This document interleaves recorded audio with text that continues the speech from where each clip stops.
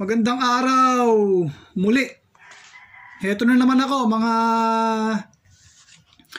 mga kaibigan, minamahal, mga kapatid, mga brad, mga kababayan. Heto na naman ako at muli na magbabahagi sa inyo at magbibigay o magpapaalam ng tunay na katotohanan na alam niyo na kung ano ito. Salita ng Diyos at ng Panginoong Hesukristo. Salita ng Diyos sa pamamagitan ng Panginoong Hesukristo na ayokong makasakit ng damdamin niyo, ayokong masaktan ng damdamin niyo, ayokong kayo ay malungkot, sapagkat ito ay katotohanan at tunay na katotohanan na gusto kong ipaalam sa inyo at sana'y wag na wag natin nakalilimutan.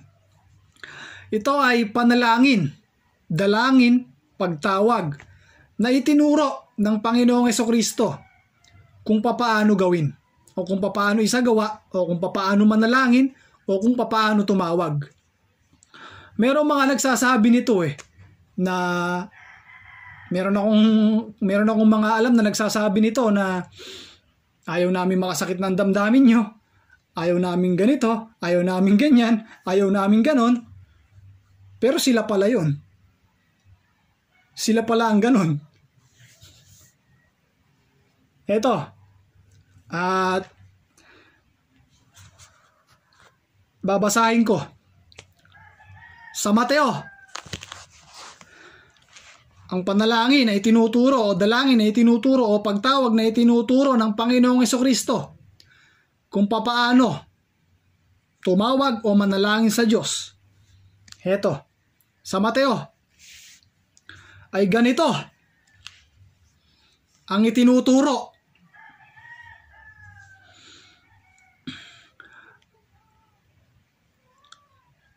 Magsidalangin nga kayo ng ganito. Ama namin na nasa langit ka, sambahin nawa ang pangalan mo. Dumating nawa ang kaharian mo. Gawin nawa ang iyong kalooban, kung paano sa langit, gayon din naman sa lupa.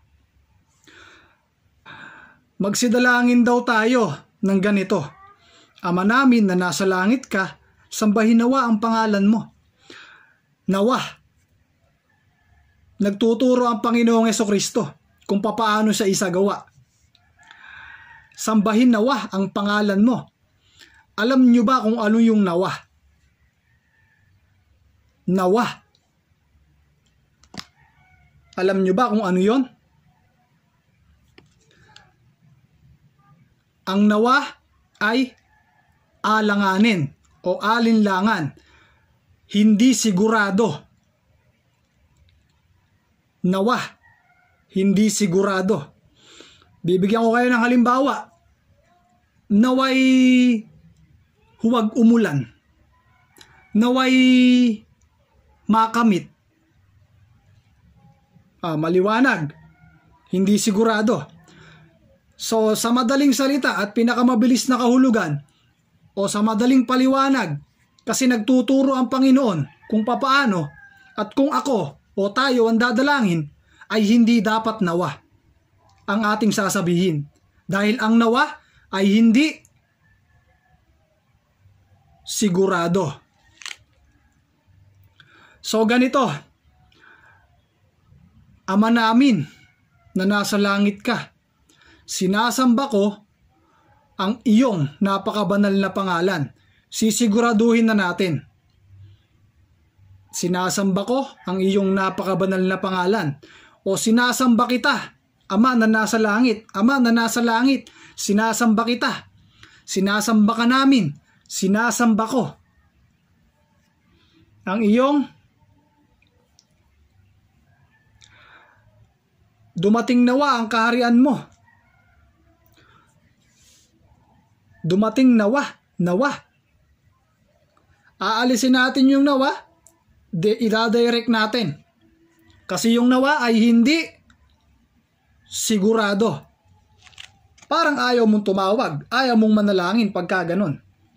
So itutuloy ko dahil ang mga talata ay ipinapaliwanag ng karugtong na mga talata. Talata rin. At talata rin ang sumasagot. Ito, itutuloy ko pa ha. Itutuloy ko pa po. Itutuloy ko pa. Ibigay mo sa amin ngayon ang aming kakanin sa araw-araw. At ipatawad mo sa amin ang aming mga utang, gaya naman namin na nagpatawad sa mga may utang sa amin.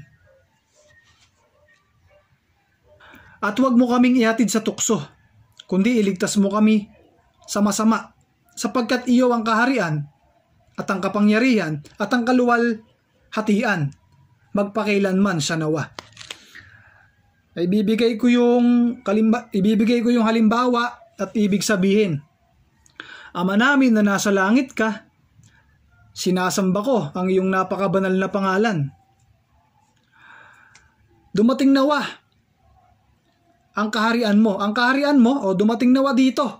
Ang kaharian mo, dumating dito ang kaharian mo. Ang kaharian ay binubuo ng katotohanan, pag-ibig, aral, pagsunod, pag-asa, pagpapatawad. Yun ang kaharian. Dahil kung isa lang, kung katotohanan lang, hindi mabubuo ang kaharian. Marami ang ibig sabihin ng kaharian, at ang kaharian ay marami ang nakapaloob o marami ang nandun. Dumating nawa ang kaharian, mangyari ang katotohanan. Tumanggap ako ng aral mo, o marinig ko ito, o matanggap ko ang katotohanan mo, matanggap ko ang kapangyarihan mo, ang aral mo, at matupad ko o magawa ko ang iyong kalooban o ang mga iyon. Kung paano sa langit, gayon din naman sa lupa. Bakit kung paano naman sa langit? Kasi makalangit, yun ang magliligtas, ang pagsunod sa katotohanan, paggawa, pag-ibig, yun ang magdadala sa langit, sa kaligtasan. Kaya, kung paano sa langit,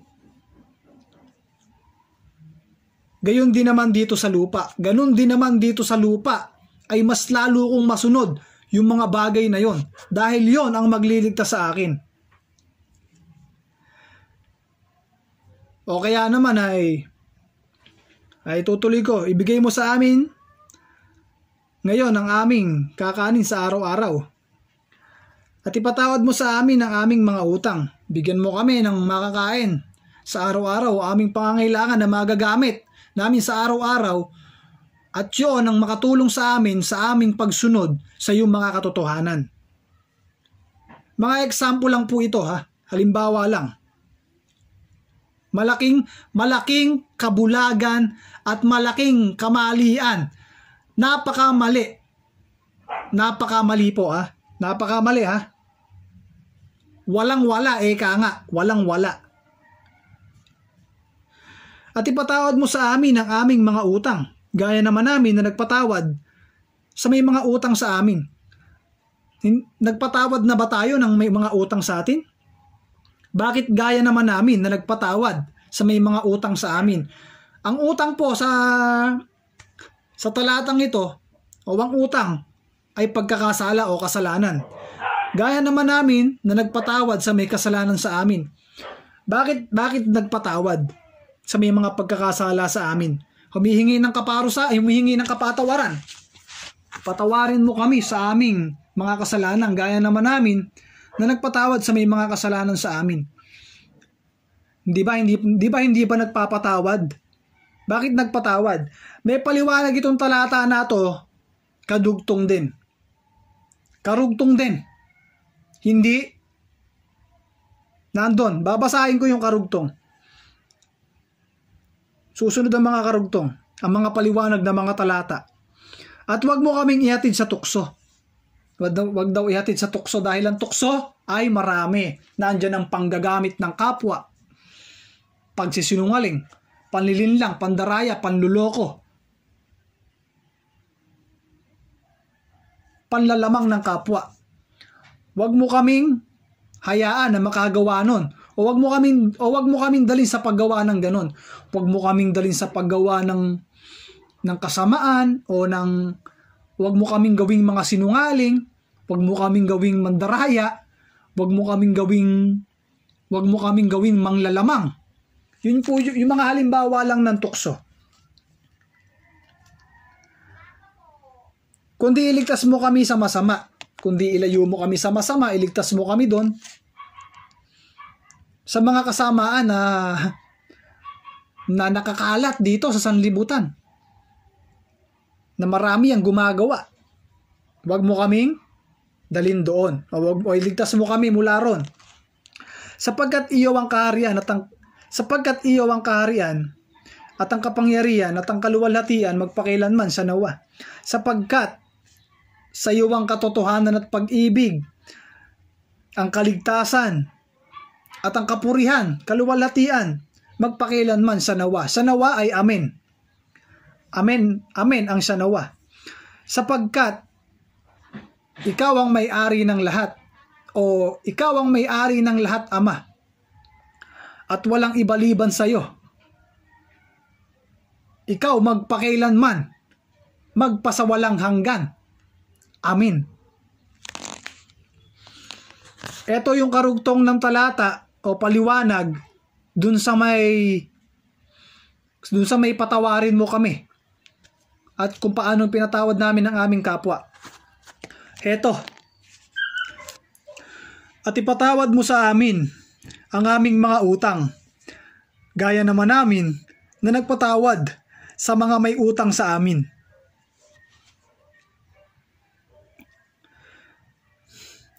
Sapagkat kung ipatawad ninyo sa mga tao ang kanilang mga kasalanan, ay patatawarin naman kayo ng inyong Ama sa kalangitan. Datapwat, kung hindi ninyo ipatawad sa mga tao ang kanilang mga kasalanan, ay hindi rin naman kayo patatawarin ng inyong Ama ng inyong mga kasalanan. Sapagkat kung ipinatawad ninyo sa mga tao ang kanilang mga kasalanan, kung pinatawad daw natin ang kasalanan ng mga tao sa atin, ay patatawarin naman tayo ng Ama na nasa langit. At kung hindi natin pinatawad ang mga nagkasala sa atin, o kung hindi natin pinatawad ang mga nagkasala, ay hindi rin tayo patatawarin ng Ama sa ating mga pagkakasala.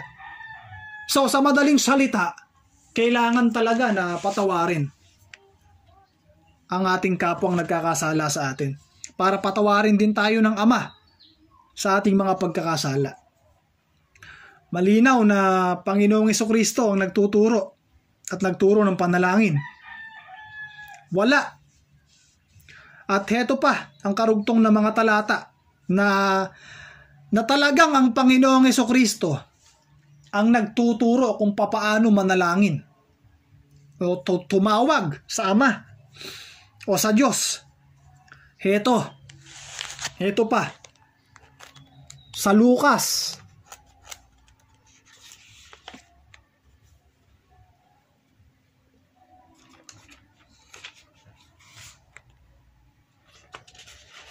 Lucas heto.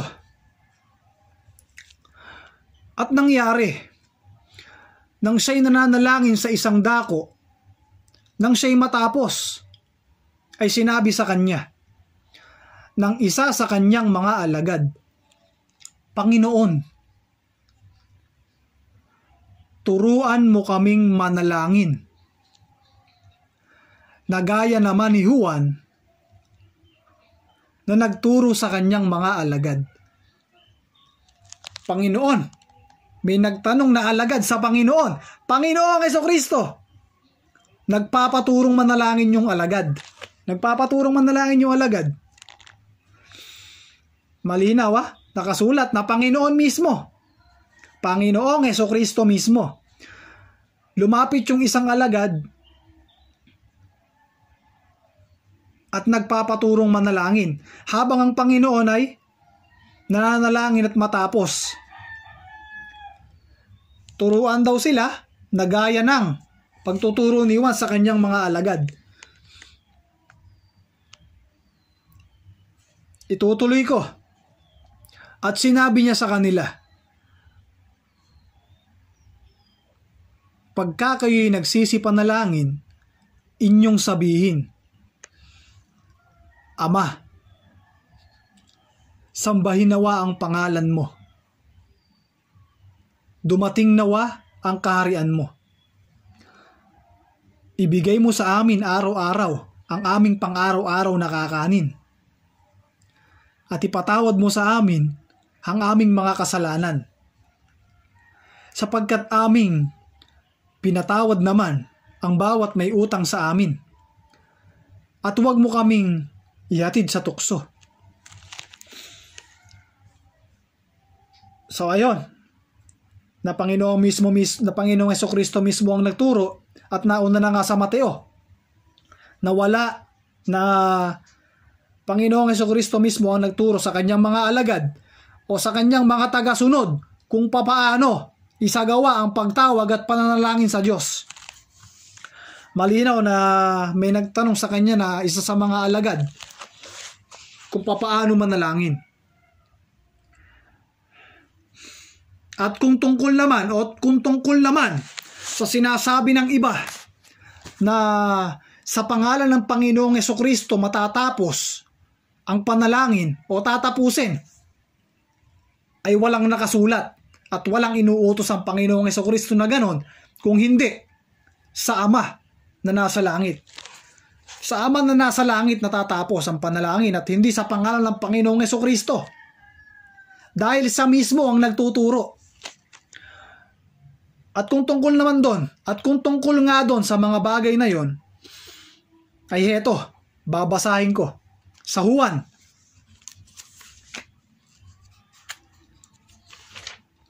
Ay, heto.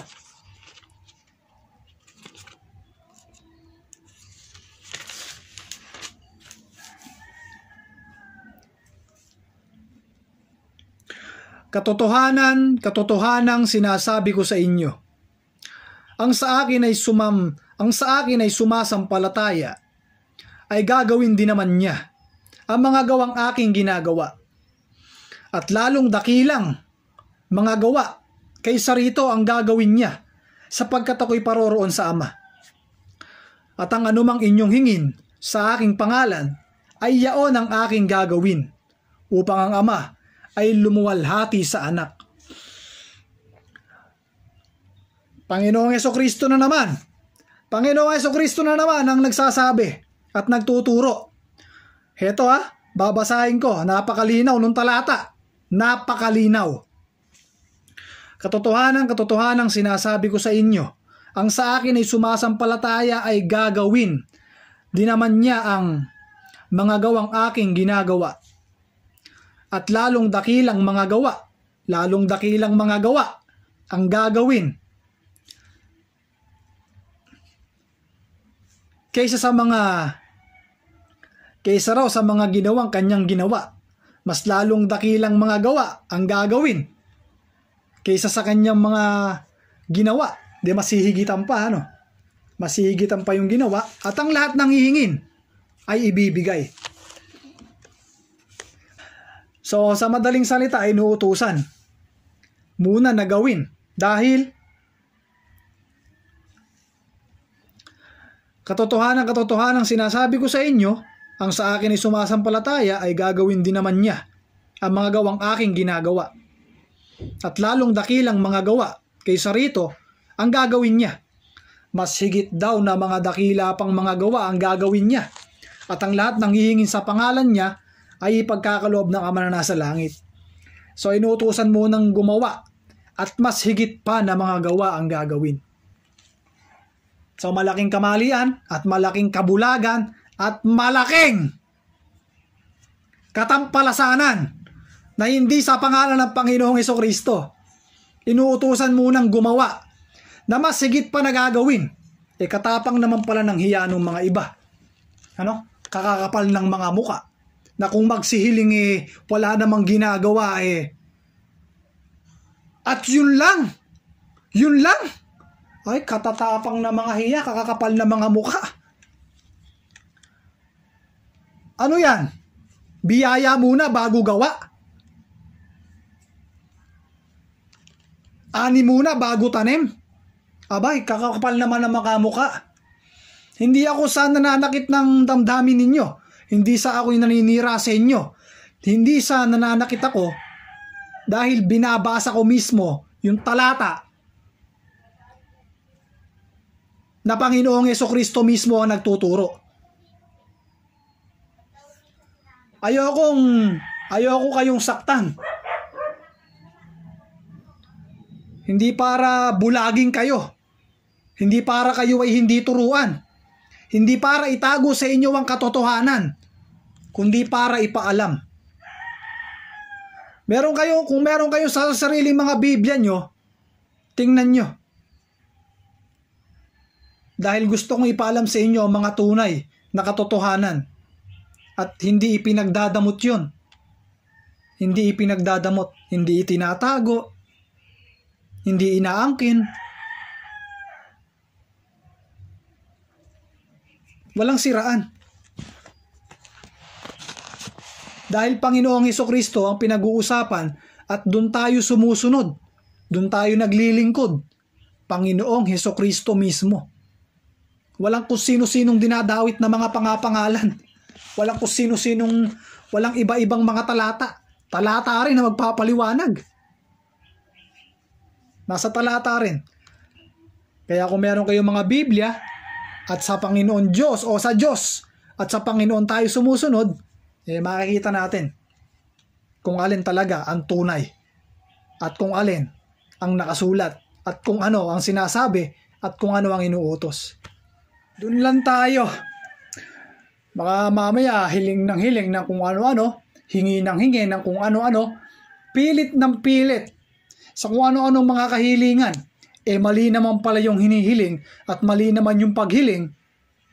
Akala binigyan siya ng biyaya at tinupad yung kanyang dalangin, hindi niya alam na baka sumpa pala yung tinanggap niya at kasalanan pala yung ibinigay sa kanya. Imbis na biyaya, sumpa.